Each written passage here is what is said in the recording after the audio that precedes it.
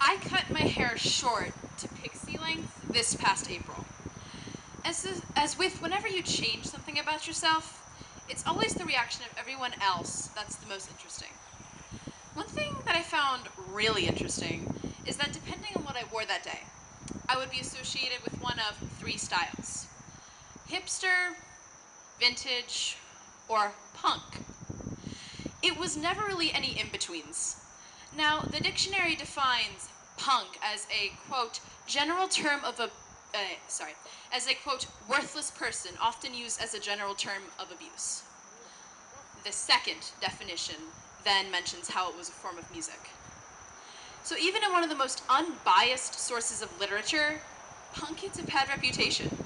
In fact, people with mohawks, piercings, tattoos, dyed hair, ripped clothing, or dark makeup are always kind of looked down upon. They are outcasts. They don't belong anywhere. So they made somewhere where they could belong and people would accept them. Looking at me, I don't look like the stereotypical punk, but that is the really cool thing. There is no mold for the punk, so you will have a group that accepts you as long as you accept others. The punks are the most versatile and accepting group you will ever find. Some people fear us or think that we are some strange albino breed of the regular human being because we consist of everyone who doesn't fit in anywhere else. And because we accept everyone, we also see their struggles, and we aren't afraid to bring them to the light. Like when Joan Jett, a punk icon and an amazing woman, wrote a song celebrating a cross-dressing couple.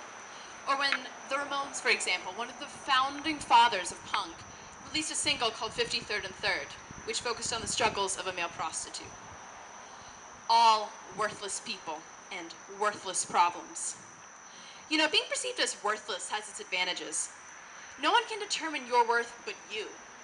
You are your own creator, your own master, and only do what you like and what makes you happy. You speak out against what angers you.